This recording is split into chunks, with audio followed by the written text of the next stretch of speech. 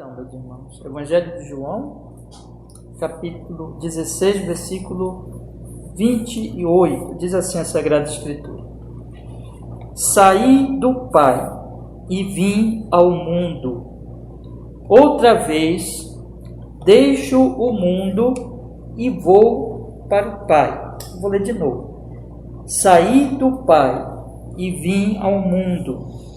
Outra vez deixo o mundo e vou para o Pai. Amém. Vamos orar. Senhor, perdoe qualquer pecado que eu venha lançar nesse momento, por Jesus, Senhor, seu Filho, e fale conosco. Pedimos que esse versículo tão pequenino, mas tão rico, Senhor, possa se abrir para nós pelo Espírito Santo, ser compreendido, e o nosso coração também se abra, nossos ouvidos, para recebermos e crermos na sua palavra. Em nome de Jesus, para o nosso bem, para a sua glória em Cristo. Amém e amém. Pode sentar, meus irmãos, pode sentar. Irmãos,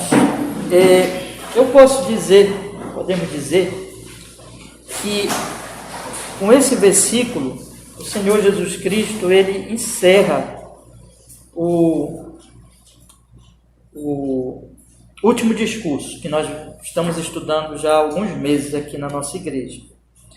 Por que eu digo isso? Quando ele fala aqui essa palavra, saí do Pai e vim ao mundo, outra vez deixo o mundo e vou para o Pai. O que acontece a partir daqui até o versículo 33? Em seguida a essas palavras, acontece a reação dos discípulos, que, se Deus quiser, nós vamos estudar na semana que vem. Os discípulos dizem assim: disseram-lhe os seus discípulos: eis que agora falas abertamente e não dizes parábola alguma. Agora conhecemos que sabes tudo e não precisas de que alguém te interrogue. Por isso cremos que saíste de Deus. Então, essa aqui foi uma reação dos discípulos a essas palavras de Jesus, principalmente as últimas palavras de Jesus. Mas aí Jesus responde, no versículo 33, respondeu-lhe Jesus: crede agora, eis que chega a hora e já se aproxima em que vós sereis dispersos, cada um para a sua parte, e me deixareis só, mas não estou só, porque o Pai está comigo. Então, essas palavras aqui, elas são, então, a reação dos discípulos às últimas palavras de Jesus, principalmente, mas se envolve também, evidentemente, tudo que Jesus tinha falado nos capítulos anteriores, e, em seguida, a resposta de Jesus à reação dos discípulos. Então, no final do discurso, digamos assim, dos capítulos do discurso, versículo 33, o Senhor só acrescenta o propósito que ele tinha em todo o seu discurso, quando ele diz no versículo 33, tenho-vos dito isto para que em mim tenhas paz, no mundo tereis aflições, mas tende bom ânimo, eu venci o mundo. Ou seja, ele encerra definitivamente aqui o último discurso, apenas mostrando o propósito dele com o discurso. Então nós podemos dizer que o discurso em si encerra no versículo 28. Por quê? Porque, repito, no 28 nós temos a reação, a partir do 29 nós temos a reação de Jesus, aliás, dos discípulos ao que Jesus tinha falado, a resposta de Jesus à reação e a conclusão do discurso com o propósito, a conclusão dessas palavras como mostrando o propósito do discurso. Mas o discurso em si, ele encerra no 28, É importante nós percebermos isso, porque o 28, ele faz como que um resumo, irmão, de todo esse discurso. Ou aquilo que nós podemos dizer assim, até mais que um resumo, mas aquilo que dá a base, a base e o sentido para todo o discurso. Por quê? Porque Jesus aqui, com essas palavras, ele faz, então, esse resumo da sua obra gloriosa. Obra essa que tinha sido apresentada nesse discurso, mas podemos dizer também por todo o Evangelho de João. Qual é essa obra? Observe os verbos, que todos os verbos mostram que Jesus é que fez isso. Ele sai do Pai, ele vem ao mundo, e outra vez ele deixa o mundo e volta para o Pai. Então, saí do Pai, vim ao mundo, outra vez deixo o mundo e vou para o Pai. Todos esses verbos aqui mostram ações do próprio Jesus. Ele faz como que um resumo de toda a obra salvífica, de toda a sua missão, né, com essas palavras. Então isso dá sentido, meus irmãos, a todo o Evangelho de João, podemos dizer assim, porque todo o Evangelho de João é uma apresentação dessa verdade, dessa obra de Jesus, mas dá sentido também, principalmente essa é a ênfase aqui desse versículo, para o último discurso. Por quê? Porque o que Jesus está falando aqui é que, observe, ele está falando aqui como uma coisa que realmente ele vai fazer, ele está fazendo, como algo que ele não vai estar pensando em fazer, mas algo que é definitivo. Algo que ele veio para fazer, para realizar, né? Ele sai do Pai, ele entra no mundo e ele deixa agora o mundo e volta para o Pai.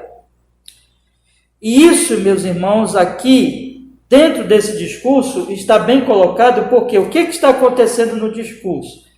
Nesse discurso, o Senhor Jesus Cristo está, vamos dizer assim, na iminência, está já para fazer esta ação. Veja, ele já tinha saído do Pai, ele já tinha entrado no mundo, e agora ele já estava para fazer essa outra parte, né? Ou seja, deixar o mundo e voltar para o Pai. Então esse discurso aqui está exatamente nessa transição, dessa primeira parte da obra para a segunda parte da obra. Qual é a primeira parte da obra? Ele sai do Pai e entra no mundo. Mas agora ele está saindo do mundo e voltando para o Pai. E aqui esse discurso está exatamente nessa posição da fronteira, digamos, entre essas obras. Ou seja, ele está agora se aproximando de fazer isso. Fazer o quê? Sair do mundo e voltar para o Pai. E é por isso que ele está fazendo esse discurso. É por isso que ele está falando isso, né? Eu queria mostrar para vocês aqui algumas coisas importantes que mostram isso. Vamos voltar lá para o capítulo 14, por favor. Observem comigo que no capítulo 14, o Senhor Jesus Cristo, ele coloca assim, olha, não se turbe o vosso coração, credes em Deus, crede também em mim, na casa de meu Pai há muitas moradas, se não fosse assim, eu vou teria dito, vou preparar-vos lugar. Guarde isso, vou preparar-vos lugar. O que Jesus está fazendo aqui durante todo o discurso? Jesus está preparando os discípulos para o que vai acontecer em seguida, para essa obra dele de sair do mundo e voltar para o Pai. Porque ele não estaria mais nessa primeira fase da obra, ou seja, de entrar no mundo, de estar com eles neste mundo, de conviver com eles nesse mundo. Está encerrando isso. Ele não ia ficar aqui no mundo para sempre. Agora ele tem que sair do mundo e voltar para o Pai. E é esse momento que é muito difícil para os discípulos. Esse momento é um momento traumático para eles. Por quê? Porque eles iam perder Jesus no sentido físico, no sentido visível. Eles não teriam mais a presença de Jesus ali com eles. Jesus ia morrer. E mesmo depois que eles vissem Jesus ressuscitado, Jesus não ia mais ficar com eles como antes, né? Como até aqui. Jesus ia passar um tempo com eles, 40 dias com eles, aparecendo a eles em momentos específicos, mas depois ele subiria ao Pai. E nunca mais eles iam ver Jesus dessa forma aqui no mundo, nessa terra. Só viriam Jesus agora no seu retorno, na sua vinda, né? Como todo olho o verá. Então, meus irmãos, é isso que está acontecendo aqui. Então, eles iriam passar por essa situação de perder Jesus, o que não era fácil, eles estavam tristes. Vocês lembram que Jesus Cristo fala mais um pouquinho aí, antes do texto que nós vamos estudar hoje? Observem comigo no capítulo 16, novamente, no versículo que nós já estudamos bastante aqui, esses trechos todos, no versículo 5 e 6 do capítulo 16, acompanhe comigo, Jesus diz assim, e agora vou para aquele que me enviou, e nenhum de vós me pergunta para onde vais. Olha só, vou para aquele que me enviou, e nenhum de vós me pergunta para onde vais. Antes, porque isto vos tenho dito, o vosso coração se encheu de tristeza. Então, eles estavam tristes porque eles estavam percebendo exatamente isso, que Jesus ia sair do meio deles, que Jesus ia ser retirado deles. Então eles estão tristes. E todo o discurso, meus irmãos, é Jesus dizendo assim: não fiquem tristes. Não se turbe o vosso coração. Porque o que eu vou fazer é por vocês. Eu vou preparar um lugar para vocês no céu, na glória, para que vocês morem comigo para sempre. Mas aqui, é verdade, vocês vão sofrer, vocês vão até morrer por mim, vão perseguir vocês, vão odiar vocês como me odiaram, porque odeiam o pai de vocês, que é o meu pai, Deus Pai. Mas não fiquem tristes, perseverem, testemunhem, porque vocês vão também ter a minha presença com vocês, só não fisicamente, mas vocês vão ter a minha presença com vocês espiritualmente. Vocês vão ter a minha presença com vocês pela terceira pessoa da Trindade, que é o Espírito Santo. O Espírito Santo vem habitar com vocês, vem revelar tudo que vocês precisam saber, vem conduzir vocês, ele é o Espírito da verdade, vai testemunhar através de vocês. É o Espírito Santo que vai conduzir vocês. Então vocês não estão sozinhos. O mundo ele é hostil. O mundo é uma terra que odeia os cristãos. E os cristãos não são do mundo, eles são apenas peregrinos nesse mundo, mas vocês não estão sozinhos. Eu estou partindo para preparar um lugar no céu para vocês, na Nova Jerusalém, no novo céu, na nova terra. Enquanto vocês estiverem peregrinando, vocês têm o Espírito Santo. Então, é por isso que Jesus está falando essas coisas, exortando, consolando, conduzindo. Você lembra que eu falei, né? O primeiro capítulo é um capítulo de consolo, o 14, o segundo, que é o 15, é um capítulo de exortações, e o 16 é um capítulo de profecias, né? A ênfase é a profecia, o que Jesus vai fazer. Em tudo isso ele está preparando discípulos exatamente para esses eventos que estão vindo aí. Em outras palavras, irmãos, essa transição entre essa primeira parte da obra, Jesus veio, Jesus entra no mundo, agora está para acontecer.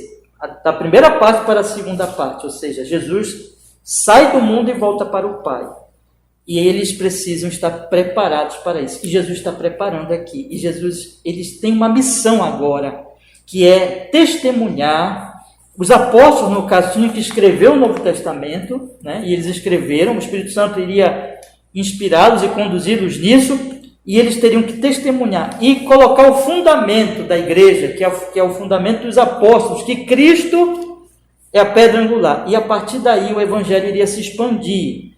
Atos 1:8, recebereis poder, descer sobre vós o Espírito Santo, semeis testemunho de Jerusalém, toda a Judéia e Samaria, até os confins da terra. É isso que está acontecendo, irmãos. Está acontecendo que o Espírito Santo, ele então usou esses homens no passado. Esses homens já morreram, já estão na glória esperando a volta de Jesus, mas ele continua operando através de gerações, de geração em geração, até chegar a nossa. E não sei se nós vamos morrer ou se nós vamos ver Jesus voltar, né? Não sabemos na verdade, mas ele vai continuar fazendo isso até que chegue o momento dele voltar.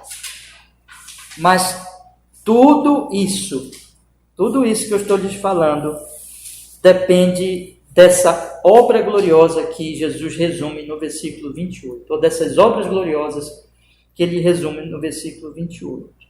Esse versículo 28 também, ele está mais ainda ligado ao que Jesus tinha acabado de fazer. Lembra que ele tinha acabado de falar, melhor dizendo?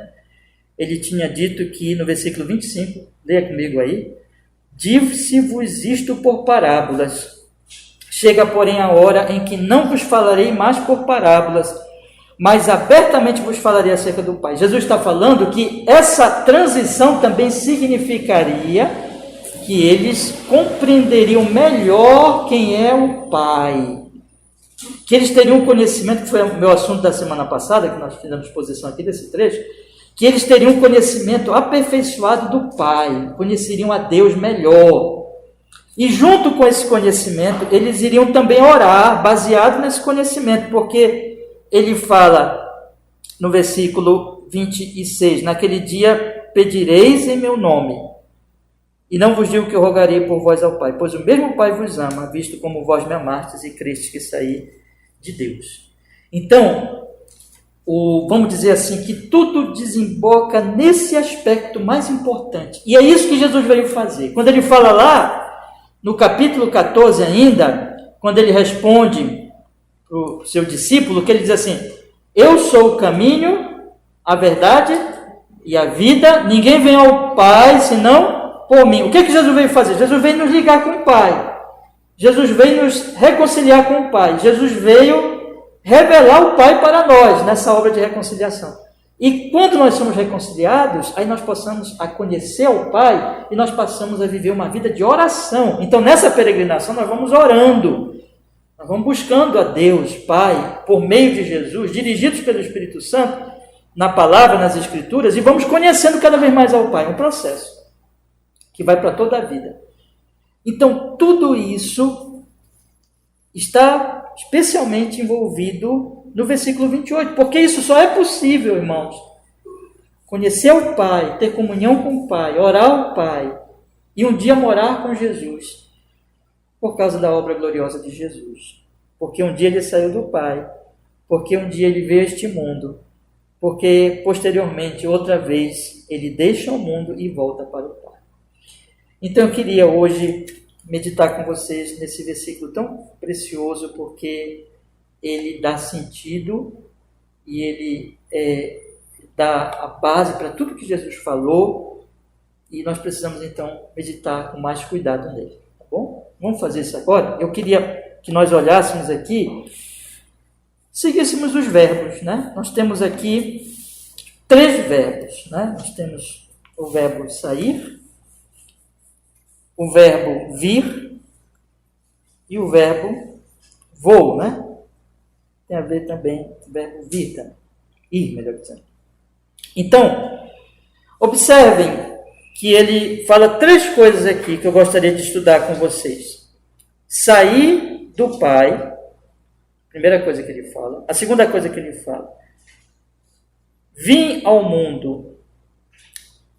E a terceira coisa que ele fala é: deixo o mundo, que está ligada à quarta, na verdade, quando ele fala: e vou para o Pai. Então eu quero falar com vocês esses 3 pontos aqui, irmãos. Jesus diz: vim do Pai. Jesus diz: vim ao mundo. Jesus fala: vou para o Pai. Vamos estudar aqui, porque com esses três atos gloriosos de Cristo, vir do Pai, sair do Pai, vir ao mundo e voltar ao Pai, isso aqui resume toda a obra de nosso Senhor Jesus Cristo. Vamos então olhar, meus irmãos, para a primeira coisa que ele fala aqui.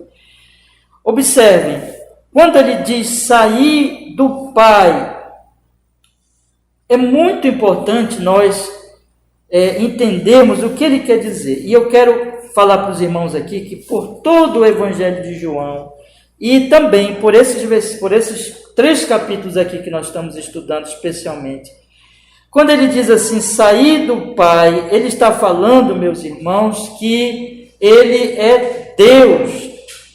Ele é Deus vindo de Deus. Ele veio do Pai. O Pai é Pai dele, ele é filho de Deus e ele veio deste Pai. Veio deste Pai, significando que se ele é filho dele, ele está dentro dessa relação da Trindade eterna, que a doutrina da Trindade, você não vai encontrar o nome Trindade na Bíblia, mas a doutrina é muito bem estabelecida nas Escrituras, ela é velada no Antigo Testamento, mas ela é explícita, é clara no Novo Testamento. É a doutrina que diz o seguinte: há um Deus. Porém, esse Deus subsiste em 3 pessoas santíssimas. O Pai tem todos os atributos da divindade, o Filho tem todos os atributos da divindade, e o Espírito Santo também tem todos os atributos da divindade. O Pai é Deus, o Filho é Deus, o Espírito é Deus. E o que o Senhor Jesus Cristo está dizendo aqui, meus irmãos, é que ele veio do Pai, significa que ele veio daquele que é Deus Pai, significando que ele é o Filho deste Deus Pai, a segunda pessoa da Trindade. É Deus vindo de Deus. É o Deus Filho vindo do Deus Pai. Ele vem a este mundo, meus irmãos, não como qualquer pessoa, qualquer homem que nasce aqui, mas ele é o próprio Deus, vindo até nós, trazendo a revelação de Deus. Observe, meus irmãos, vocês lembram o que João diz lá no início, logo do seu evangelho? Vamos olhar o primeiro versículo do evangelho. Eu estudei já com vocês há tanto tempo, né? João capítulo 1, versículo 1, e eu queria até que vocês todos tenham de cor esse versículo, que ele diz assim: no princípio era o verbo, e o verbo estava com Deus. Aqui, veja, no princípio era o verbo, e o verbo estava com Deus. Que Deus? Deus Pai. E o verbo era Deus. No princípio era o verbo, a palavra, e ele estava com Deus lá no início de todas as coisas, e ele mesmo é Deus. A doutrina, meus irmãos, da Santíssima Trindade. Esse que veio não é qualquer um, é o próprio Deus. Ele vem do Pai, ele vem a nós como Deus. Observe então, voltando para o versículo 28, que quando ele diz isso aqui, se enfatiza principalmente esse aspecto, meus irmãos, da divindade de nosso Senhor, que ele sai do Pai, que ele é o Filho de Deus. Mas tem uma segunda coisa aqui que é importante nós notarmos. Todo o tempo, se você ler, nós temos lido o Evangelho de João, e uma coisa que eu sempre destaquei aqui foi que aqueles inimigos de Jesus, eles diziam assim: Jesus não vem de Deus. Jesus, ele é uma fraude. Jesus é um falso Messias. Eles acusavam Jesus todo o tempo disso. Por exemplo, no caso do capítulo 9, que nós estudamos aqui, da cura do cego de nascença, eles foram questionar o cego de nascença, e o cego de nascença dava o testemunho dele. E o que eles diziam? Nós nem sabemos de onde é esse homem, nós sabemos quem é Moisés, mas desse homem nós não sabemos quem é. Eles nunca, a liderança religiosa judaica, eles não aceitaram Jesus, e é por isso que crucificaram Jesus. Nós lemos hoje no capítulo 23 de Lucas, eles odiavam Jesus, e eles crucificaram Jesus, porque eles diziam que Jesus era uma fraude, meus irmãos. Porque eles diziam que Jesus não tinha vindo de Deus, Jesus não era enviado de Deus. Mas aqui o Senhor Jesus Cristo, quando ele fala essas palavras, sair do Pai, além desse primeiro significado importante de que ele é Deus Filho, vindo de Deus Pai, ele é a segunda pessoa da Santíssima Trindade, mas aqui, irmão, se enfatiza também uma segunda realidade, é que ele vem como o enviado do Pai Celestial para uma missão. Ele foi enviado pelo Pai. Observe, meus irmãos, que no versículo 27, nós temos aqui exatamente assim: pois o mesmo Pai vos ama, visto como vós me amastes e creste que saí de Deus. Aqueles discípulos, eles criam nisso. Eles criam que Jesus não era, eles não aceitavam, eles não acreditavam que Jesus era uma fraude. Muito ao contrário, eles acreditavam que Jesus tinha vindo mesmo de Deus Pai, que ele era, enfim, alguém enviado por ele, que tinha uma missão. E observe também no capítulo 17, no versículo 4, olha só o que Jesus diz aqui, capítulo 17, versículo 4, ele diz assim: eu glorifiquei-te na terra, note bem o que ele diz agora, tendo consumado a obra que me destes a fazer. Jesus veio com uma missão, Jesus veio para fazer algo dado a ele pelo Pai. Ele se humilhou, não é? Ele veio a este mundo como um servo obediente, como aquele que vem com uma missão da parte de Deus Pai, do Pai Celestial, para cumprir essa missão. Que missão é essa, meus irmãos? Que missão é essa? A missão está no capítulo 17 também, o versículo 6. Manifestei o teu nome aos homens que do mundo me deste, eram teus, e tu os destes e guardaram a tua palavra. Ele veio para revelar o nome de Deus Pai. Ele veio para operar neles a salvação, para que eles fossem salvos. Ele veio para rogar por eles. Versículo 9 do capítulo 17 diz: eu rogo por eles, não rogo pelo mundo, mas por aqueles que me deste, porque são teus. Ele veio salvar esses, ele veio trazer o conhecimento do Pai, trazer a vida eterna que vem do Pai e salvá-los, rogar por eles, interceder por eles, ser intercessor deles. Ele veio, meus irmãos, para lhes dar a vida eterna. Versículo 3 do capítulo 17, vamos ler também. E a vida eterna é esta, que te conheço a ti só por único Deus e verdadeiro, e a Jesus a quem enviastes. Eu devia ter lido o versículo 2, mas vou ler agora também. No versículo 2 ele diz assim: assim como lhe deste poder sobre toda a carne, para que dê a vida eterna a todos quantos lhe deste. Ele veio com essa missão para salvar e para levar a vida eterna aos que o Pai tinha dado para ele. Ele veio para salvar os que o Pai deu a ele. Ele veio para rogar por eles. Ele veio para revelar ao Pai. Ele veio para trazer a vida eterna a essas pessoas. Ele veio para isso. E como ele faria isso? Morrendo na cruz do Calvário. Vivendo uma vida santa por toda a sua existência aqui nesse mundo. Ele viveu uma vida santa, ele nunca pecou. Porque tinha que ser um cordeiro santo, puro, sem defeito. E ele tinha que ser sacrificado na cruz para pagar pelos pecados deles. Ele veio com essa missão específica, meus irmãos. Então, ele vem do Pai para salvar aqueles que o Pai deu a ele, vivendo uma vida santa e morrendo na cruz por eles. Esse é o primeiro ponto aqui. Mas aí observem no texto, irmãos, voltando de novo para o versículo 28. Temos então a segunda parte da gloriosa obra de Cristo, que é, veja, primeiro ele diz, sair do mundo, e agora ele diz, sair do Pai, e agora ele diz em seguida, e vim ao mundo. Aqui nós temos então, primeira parte, que ele como Deus Filho, ele vem a este mundo, enviado pelo Pai, com a missão da parte do Pai de salvar aqueles, de levar eles à vida eterna, aqueles que o Pai deu a ele. Mas aqui ele fala, como é que ele faz isso? Ele não poderia fazer isso, meus irmãos, a não ser que ele viesse a este mundo. E aqui nós temos duas coisas que eu queria destacar para os irmãos. Primeiro, o Senhor Jesus Cristo se humilhou.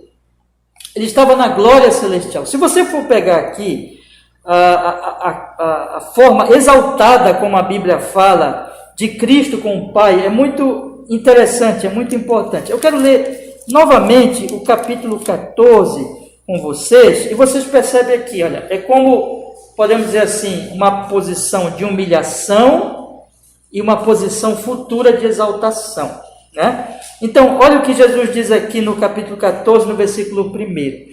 Não se turbe o vosso coração, credes em Deus, crede também em mim. Na casa de meu pai há muitas moradas, se não fosse assim eu vou teria dito, vou preparar lugar. E quando eu for preparar lugar, virei outra vez e vos levarei para mim mesmo, para que onde eu estiver estejais vós também. Você não percebe nessa leitura claramente que Jesus está falando de um futuro glorioso? De um futuro onde eles vão morar na casa de quem, irmãos? Na casa do próprio Deus. Na casa do Pai. Ele diz assim, olha, na casa de meu Pai há muitas moradas.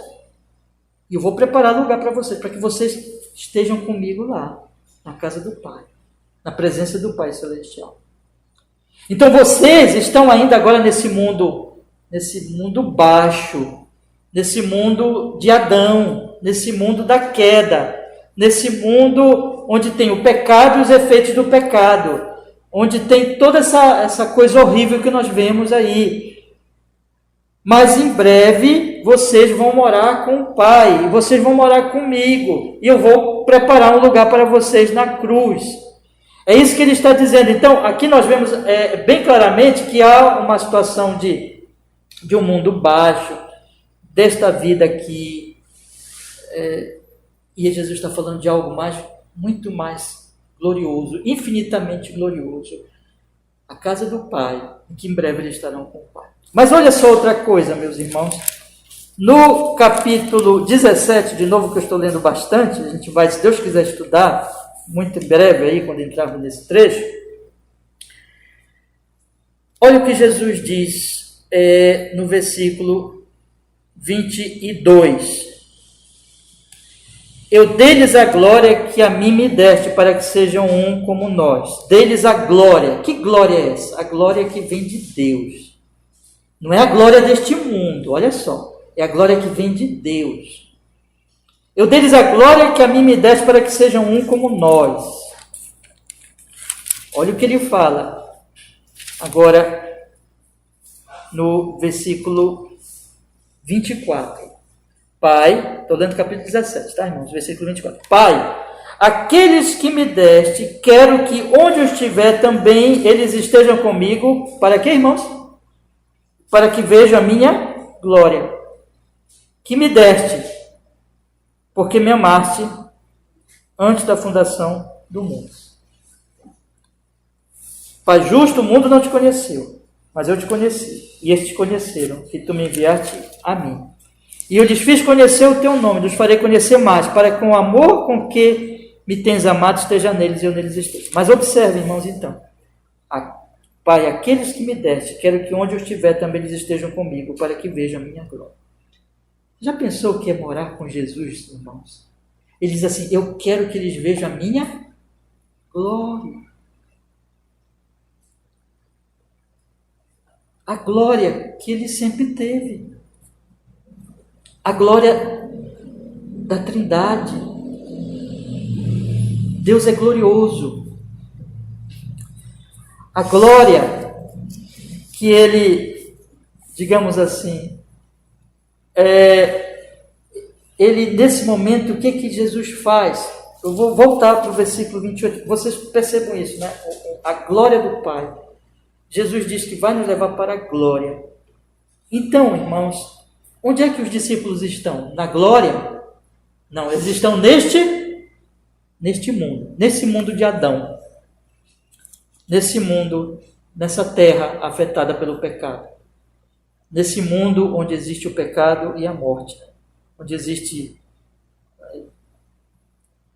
todo tipo de ato criminoso, perverso.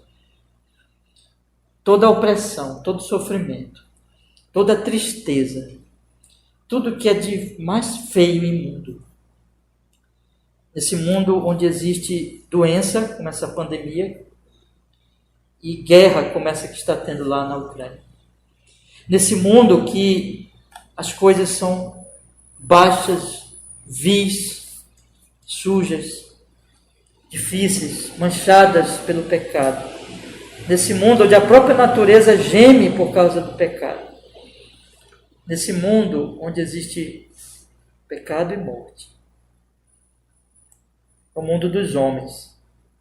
É a cidade dos homens, né? É a cidade do pecado. É esse aqui. E o Senhor Jesus Cristo veio aqui. Veio aqui, irmãos.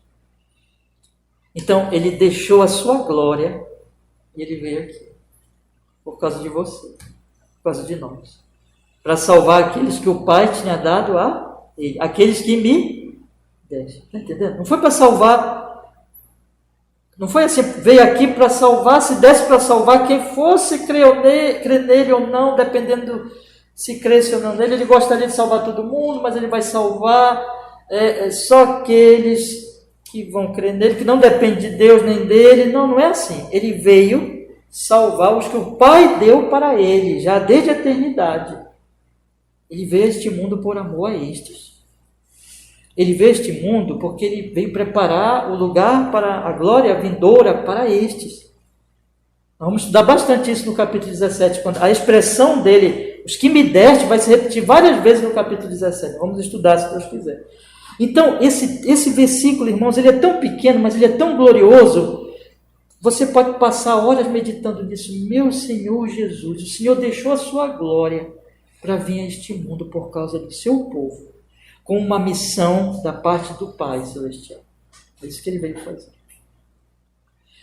Mas tem uma segunda coisa aqui, meus irmãos, que está nesse trecho, eu vim ao mundo. Esse é o mundo dos homens. Esse é o mundo onde... Vamos colocar assim uma ilustração bíblica que eu quero usar com vocês. Esse é um mundo semelhante ao Egito. Sabe o Egito? O Egito tinha lá o povo de Israel, escravizado por Faraó, humilhado, debaixo do chicote, debaixo das cargas, debaixo de uma opressão terrível. Aí Deus diz assim, eu vou salvar o meu povo. E ele chama um homem. Quem é esse homem? Moisés. E ele diz, vai, porque eu vou te usar para salvar esse povo. Então Moisés é um tipo de Cristo. O nosso Egito é aqui, meus irmãos. Nosso Egito é esse mundo de escravidão, de pecado e de morte. E todos nós estávamos escravos, debaixo do chicote, do pecado, do mundo, da nossa própria natureza e de Satanás. O príncipe das trevas, o príncipe deste mundo. Nós estávamos aqui. E ele veio para nos salvar. Mas ele tinha que vir, para ele vir nos salvar. Eu falei a primeira parte, né? Ele é Deus, Filho, vindo do Deus Pai. Ele veio com uma missão, mas ele veio nos salvar na nossa humanidade. Ele veio a este mundo dos homens. Em outras palavras, ele se tornou homem como nós. Quero que vocês leiam comigo mais um trecho aqui do próprio Evangelho de João, mais uma vez no capítulo 1. O capítulo 1, João faz um resumo muito precioso de toda a obra de Jesus. Assim, ele vai citando os detalhes, né? E aqui no versículo 28 do capítulo 16, está como que contida todas essas verdades. Olha só o que ele diz. No princípio era o Verbo, e o Verbo estava com Deus, e o Verbo era Deus. Ele estava no princípio com Deus, todas as coisas foram feitas por ele, sem ele nada do que foi feito se fez. Nele estava a vida, e a vida era a luz dos homens, e a luz resplandece nas trevas, e as trevas não a compreenderam. Houve um homem enviado por Deus, cujo nome era João. Este veio para ser testemunha, para que testificasse da luz e para que todos crescem por ele. Não era ele a luz, mas para que testificasse da luz. Ali estava a luz verdadeira que ilumina a todo homem que vem ao mundo. Estava no mundo, o mundo foi feito por ele, o mundo não o conheceu. Veio para o que era seu, os seus não receberam. Mas a todos quantos o receberam, deu-lhes o poder de serem feitos filhos de Deus, aos que creem no seu nome. Os quais não nasceram da sangue, nem da vontade da carne, nem da vontade do homem, mas de Deus. E agora o versículo 14. E o Verbo se fez carne e habitou entre nós. E vimos a sua glória, como a glória do unigênito do Pai, cheio de graça e de verdade. Olha só que coisa. Isso está lá no versículo 28. Eu vim do Pai. Eu sou filho de quem? Do Pai. Eu trouxe a glória como unigênito de quem? Do Pai. Como filho unigênito do Pai. Cheio de graça e de verdade. Mas eu vim em humilhação. Eu vim me rebaixando. Eu desci a esse mundo mal. Eu deixei a glória. E eu vim me fazendo carne. Entendeu, irmãos? E o Verbo se fez carne e habitou entre nós. Está tudo aqui no versículo 28. Vamos voltar para o 28? Então, 28 diz: sair do Pai, quer dizer, ele é Deus, ele vem com uma missão da parte do Pai, vinha ao mundo, quer dizer que ele se rebaixou, ele veio a esse mundo, ele desceu aqui, a esse mundo da humanidade, só que ele veio como homem. E o Verbo se fez carne e habitou entre nós, cheio de graça e de verdade. E ele veio, irmãos, para como homem morrer na cruz.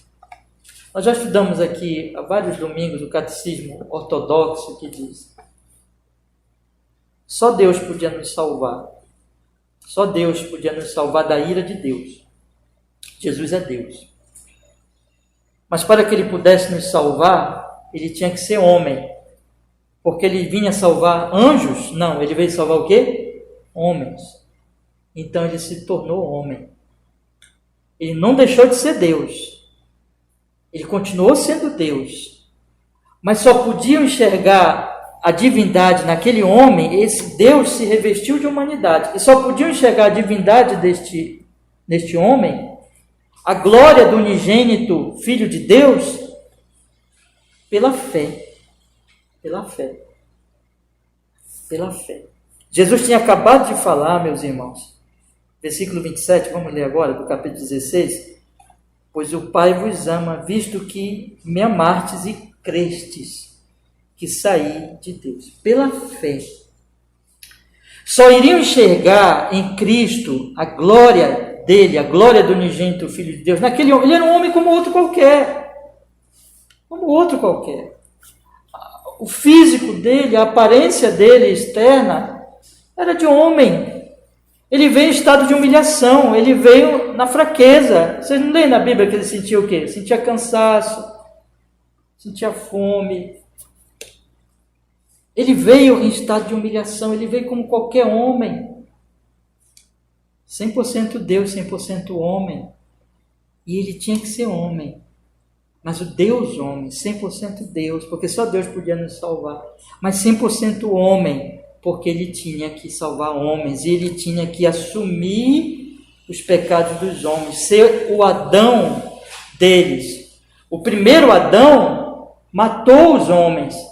Este segundo Adão salva os homens. Porque o primeiro Adão quebrou o pacto das obras, comeu o fruto proibido. Este segundo Adão, ele vem e vive uma vida de plena obediência. Ele nunca pecou. E ele tem que pagar os pecados agora que nós herdamos em Adão e os nossos próprios pecados. Então ele vive uma vida de santidade, de perfeita santidade que Adão não viveu, e ele morre na cruz pelos pecados que nós herdamos, pelo pecado original, a dívida que estava em Adão sobre nós, ele paga na cruz. Ele vive uma vida santa, ele quita nossos pecados na cruz do Calvário, ele morre por nós, meus irmãos, e ele nos salva como homem, Filho de Deus, o Deus homem, morre naquela cruz. Tinha que ser Deus, mas tinha que ser homem também. Deus não morre, né? Mas o homem morre, o Deus homem morre naquela cruz por nossos pecados. Ele paga então, meus irmãos, ali a nossa dívida como homem que ele é.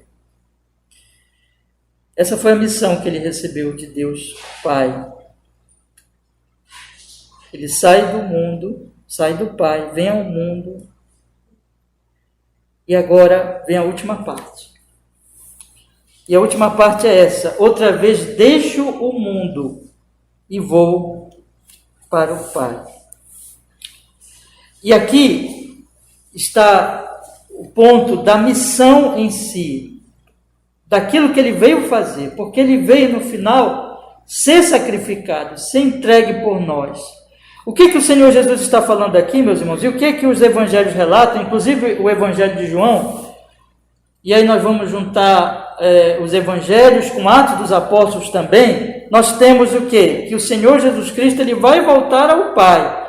Mas para que ele volte ao Pai, o que ele tem que fazer? Ele tem que primeiro morrer numa cruz, e depois ele tem que ser sepultado, para ficar evidente que realmente ele morreu, porque morreu, é sepultado, mas ele não fica no túmulo. O que acontece ao terceiro dia? Ele ressuscita. Ele fica, depois da ressurreição, 40 dias ali com os discípulos, segundo Atos, revelando-se a eles, falando com eles ainda durante aquele período de 40 dias, mas no final desse período, depois que ele promete o Espírito Santo, está lá em Atos 1:8, ele sobe ao Pai. Então veja, ele sobe exaltado ao Pai. Então, nós temos o que? Cristo vem, se humilha nesse mundo aqui, se torna homem no mundo mau, no mundo baixo, o mundo dos homens, se torna homem como eles, e se humilha até a cruz do Calvário, morrendo como um criminoso pelos pecados do seu povo. Mas então começa a exaltação. Sim, ainda temos que falar. É sepultado, tudo isso é sua humilhação. É sepultado. Mas então vem a exaltação. Qual é a exaltação? Ele ressuscita. E quando ele ressuscita, o que está acontecendo? Ele está sendo exaltado já.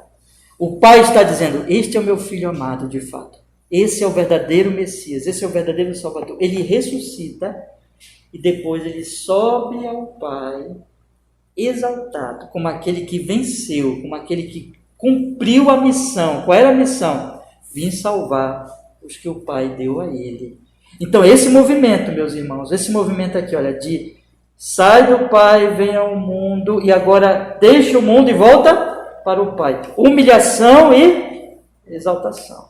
E essa exaltação significa, eu cumpri a missão, e eu volto para o Pai, como Senhor vitorioso, como o Messias vencedor, como o glorioso Filho de Deus, Deus homem que venceu e salvou o povo do Senhor.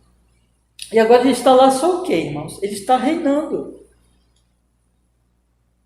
Essa volta então para o Pai, que ele diz aqui, né? Deixa o mundo, deixa esse mundo baixo, volta para a glória, volta para o Pai. Mas significa que ele nos abandonou? Não, não nos abandonou. Ele está reinando agora. Jesus está reinando, meus irmãos.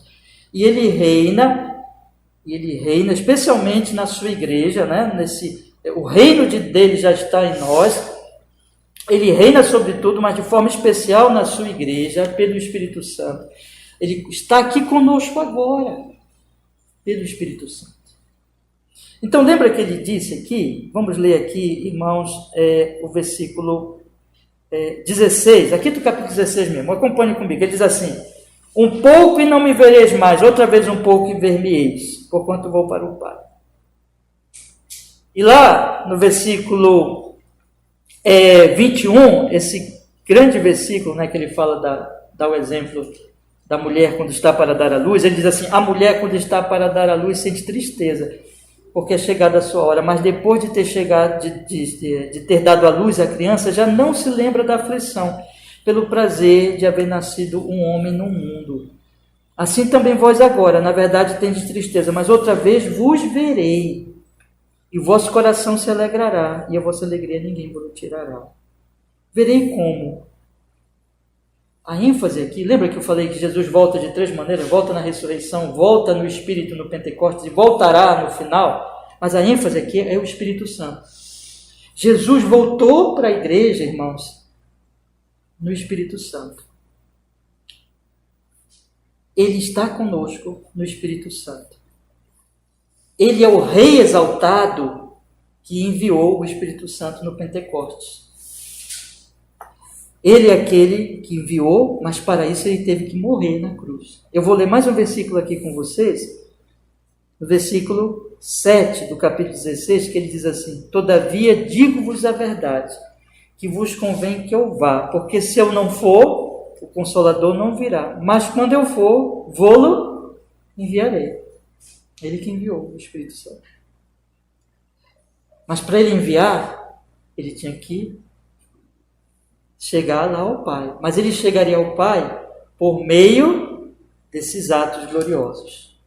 Morre na cruz, é sepultado, ressuscita e sobe para o Pai. E de lá ele envia o Espírito. Então Jesus agora, irmãos, olha o que está acontecendo. Jesus agora está reinando na sua igreja, está com a sua igreja pelo Espírito Santo. O que falta acontecer só? O que ele está fazendo nesse reinado dele? Ele está implantando o seu reino pelo Espírito Santo. O que ele está fazendo? Vocês lembram o que ele diz aqui no capítulo 17? Vamos ver aqui. Versículo 20, capítulo 17, versículo 20. Olha o que ele diz. Não rogo somente por estes, mas também por aqueles que pela tua palavra hão de crer em mim. Então, o que ele está fazendo agora, irmãos? Ele está implantando a obra da redenção por seu Espírito. Quem é que aplica a redenção no coração dos eleitos? O Espírito Santo. Jesus está fazendo isso pelo Espírito Santo. Então, este momento que nós estamos vivendo, irmãos, observe aqui comigo agora o versículo 28, tá? Vamos olhar aqui o versículo 28. Tudo isso aqui já aconteceu. Tudo isso aqui já aconteceu. Sair do Pai, já aconteceu. Vir ao mundo, já aconteceu. Outra vez, deixo o mundo e vou para o Pai, já aconteceu. O que falta acontecer? Capítulo 14, versículo 3. E quando eu for e vos preparar lugar, virei outra vez e vos levarei para mim mesmo, para que onde eu estiver estejais vós também. Falta só isso. Sabe que quando a gente diz assim, quando nós dizemos que falta só isso, na verdade, não falta só isso. Isso ainda não acontece. Falta só isso no sentido de vir a consumação mesmo. Irmãos, esse mundo aqui, esse mundo vai acabar, gente. Vai virar um novo céu, uma nova terra. Jesus vai voltar a qualquer momento, nós não sabemos. Esse é o último ato, a volta de Jesus, para implantar o seu reino. E ele não vem humilhado, ele vem exaltado, ele vem para julgar os ímpios. Ele vem para destruir os ímpios e resgatar a sua igreja. Agora veja, enquanto ele não vem, o que está acontecendo, irmãos? O que está acontecendo? Ele disse para os discípulos, testemunhem, testemunhem. O Espírito Santo vai testemunhar através de vocês. Então o que está acontecendo? Ide por todo mundo, pregai o Evangelho. É isso que está acontecendo. O Espírito Santo, ele está agindo por seu Espírito Santo através de nós. Veja, irmãos, que coisa gloriosa. Você e eu, nós estamos inseridos nessa obra. Ele ainda não vem e ele não vai voltar enquanto não entrar o último eleito, o último daqueles que o Pai deu para ele, o último desses que ele orou no capítulo 17, no versículo 20, quando ele diz, não rogo somente por este, mas também por aqueles que pela tua palavra hão de crer em mim. Esses aqui ele está hoje chamando. E ele vai continuar fazendo isso até que entre o último. Aí ele volta. O que eu quero dizer para os irmãos é que esse versículo 28, ele está contido toda essa obra da vinda dele, da cumprimento da missão dele no mundo e do retorno dele ao Pai. Da vinda dele ao Pai, da entrada dele no mundo e cumprindo a missão, da saída dele do mundo e retorno ao Pai novamente. Aqui está incluído tudo isso, mas também, ainda que não esteja incluído neste versículo, este último ato, mas ele está ligado a estes atos aqui. Ele vai voltar. Enquanto ele não volta, e é isso que ele está dizendo para esses homens aqui. Preste bem atenção agora no que eu vou lhe dizer. Olha, é isso que ele está dizendo para esses homens aqui, e é isso que ele está dizendo para nós. Enquanto já está consumado. Lembra que ele falou na cruz? Está consumado. Enquanto ele não volta para estabelecer o reino dele, novo céu e uma nova terra, nós estamos no já e no ainda não. Já expliquei isso aqui para vocês na igreja, né? O que é o já? O reino já está em nós, mas ainda não está implantado no novo céu e nova terra. Virá ainda, que é o que diz lá em Apocalipse. Mas enquanto ele não vem, ele diz para esses homens aqui, não se turbem. Não se turbem. Preguem, tenham paciência. Vão em frente, testemunhem. Testemunhem. Porque eu estou com vocês, enquanto eu não volto, eu estou com vocês, só que espiritualmente, por meio do meu Espírito Santo. E é isso que ele está dizendo. Não temam, vão em frente. Vocês têm uma missão. E a missão de vocês é levar adiante a minha mensagem. Antes de eu dar as aplicações, eu queria ler um último versículo aqui com vocês, novamente do capítulo 17. Quando ele diz assim, irmãos,